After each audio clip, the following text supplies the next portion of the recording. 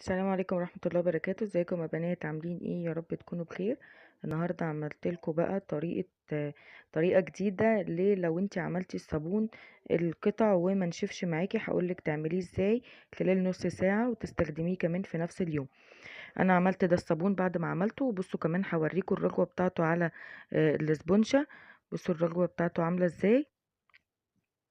في واحدة كانت طالبة مني يعني ان هي عملت الصابون البلدي او القطع وما نشفش معاها. هقول لكم طبعا ايه هي الاسباب، وهقول لكم الطريقة اللي تحلوا بيها المشكلة دي. ده صابون انا كنت عاملاه مخصوص عشان خاطر اعرض لكم الفيديو دوت. الصابون دوت بقاله 3 ايام زي ما انتوا هتشوفوا دلوقتي، عامل زي العجينة بالظبط، ويمكن العجينة كمان بتبقى ماسكة نفسها عنه شوية. هوريكم، والزيت كمان فاصل منه. وكل الاسباب دي هقول لكم ايه سببها واحنا شغالين مع بعض. اولا الصابون القطع بتاعنا لما بيبقى بالمنظر دوت بيبقى يا اما ما خدش راحته في الضرب كويس جدا، يا اما الصودا او البوتاص بتاعك بيكون نسبته قليله جدا. يعني انا قللت البوتاص في الصابون دوت وما قلبتهوش كويس قوي عشان خاطر يديني النتيجه دي، واعمل معاكم الفيديو ونحله مع بعض دلوقتي. بصوا بقى الصابون بيتقطع معايا ازاي بكل سهولة، طري جدا جدا. والزيت كمان فاصل، يعني هتلاقوا على الكيس اللي انا حاطه عليه الزيت فاصل. هتجيبي بقى حلة استانلس، اهم حاجة تكون استانلس مش ألمونيا، عشان الألمونيا هيتفاعل وهيبوظ لك الحلة خالص مش هتعرفي تستخدميها تاني. الحلة الاستانلس مش بيتفاعل معاها. هنحط بقى الحلة بتاعتنا على النار، وهنحط كمان نص كوباية مية من الحنفية عادي، كوباية صغيرة يعني. هنحط نص بس لان الكميه مش كتيره قوي عندي. وهبتدي ان انا اقلب. طبعا لو الصابون بتاعك ناشف شويه عن دوت هتستني شويه لغايه لما يطرى، لكن انا عشان الصابون بتاعي طري خالص وناعم كده وفاكك من بعضه قلبته على طول. هنخش بقى على الخطوه التانية. عندي بقى كوبايه ميه دي متقلب فيها معلقه صغيره ملح ومعلقه سكر. اهم حاجة ان انتي ما تكتريش الملح في الصابون بتاعك، لانه بيخلي التصلب بتاع الصابون ضعيف، وبيقلل كمان الرغوة بتاعته. اما السكر بيزود الرغوة في اي نوع صابون انتي بتعمليه. طبعا الفيديو الجاي ان شاء الله هعمل لكم فيديو الصابون السائل بطريقة طبعا مش مكلفة، عشان انا عملته قبل كده وفي ناس قالوا لي ان هما مش لاقيين المنتجات اللي انا كنت جايباها. فهعمله لكم بطريقة سهلة جدا من البيت، بحاجات سهلة كمان. اقلب بقى الثلاث معالق، يعني انا حطيت 3 معالق كبار او 4 معالق صودا على كوباية المية. شفتوا الابخرة اللي طالعة منها دي؟ حاولي ان انت تبعدي عنها خالص خالص. والصابون ده كمان لما يكون على النار تكوني مهوية كمان المطبخ.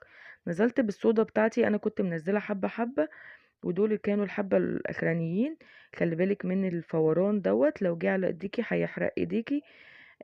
طبعا لو جه هنمسح ايدينا بشوية خل طعام عادي ابيض، هيروح كل اثار الحرق اللي هو اتحرقتيه.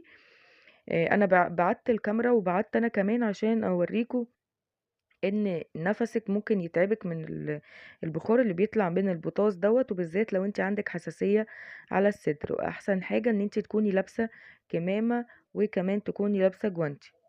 بس طبعا عشان انا عملته كذا مرة فبقدر ان انا اخد بالي يعني. لكن لو انت اول مرة تعملي هتعملي بالطريقة دي. دي اسهل طريقة يا بنات. لو الصابون بتاعك منشفش، بينشف خلال نص ساعة. يعني انا هوريكم بعد نص ساعة الصابون هينشف معايا ازاي، اكنه بقاله شهر موجود.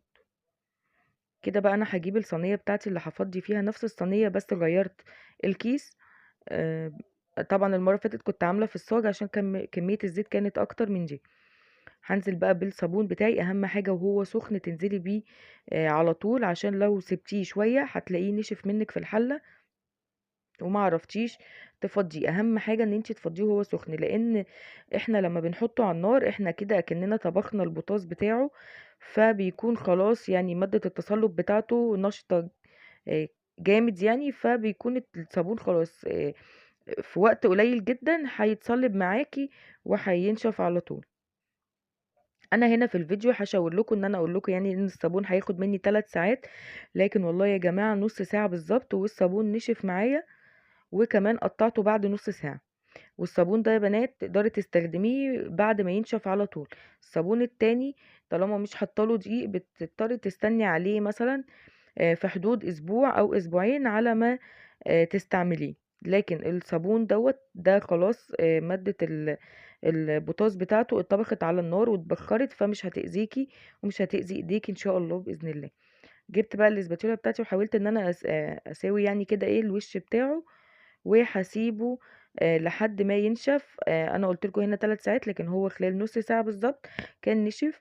بصوا بقى لونه فتح ازاي، ما حطيتلهوش اي حاجة غير اللي انا قلت لكم عليه: 4 معالق بطاطس على كوباية المية، ومعلقة ملح صغيرة، ومعلقة سكر كبيرة. هنا بعد النص ساعة بقطعه عشان خاطر لو نشف اكتر من كده انا مش هقدر اقطعه. هو كان محتاج ان هو يتحط في صينية او علبة كرتون اكبر من دي شوية، عشان خاطر حجم الصابونة هيكون كبير. فانا هضطر بعد كده افصل الصابونة نصين، زي ما وريتكم في اول الفيديو. هوريكم في اخر الفيديو انا قسمته ازاي. بصوا بقى، ده كده شكل الصابون بتاعي، بصوا ناشف ازاي. هوريهولكوا كمان. انا اضطريت ان انا اقلبه زي ما قلت لكم عشان خاطر السمك بتاعه كبير، فمش هينشف من جوه بسهولة. ده تاني يوم الصبح انا كنت بستخدم منه في المطبخ عادي. بصوا بقى هو نشف خالص حتى من تحت، بس فيه اجزاء من جوه كده لان الصابونة حجمها كبير لسه ما نشفتش.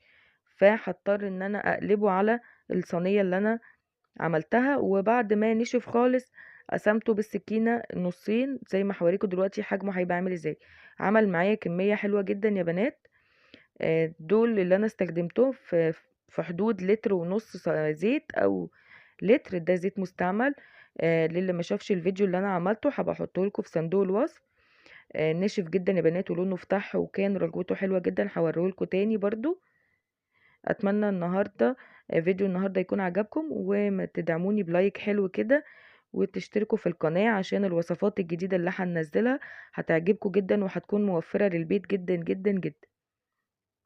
بصوا بقى الرجوة بتاعته عاملة ازاي. ده تاني يوم الصبح ما عملت الصابون ابتديت ان انا استخدمته والله وغسلت بيه المواعين. يا رب فيديو النهارده يكون عجبكم. اشوفكم ان شاء الله في فيديو جديد. باي باي.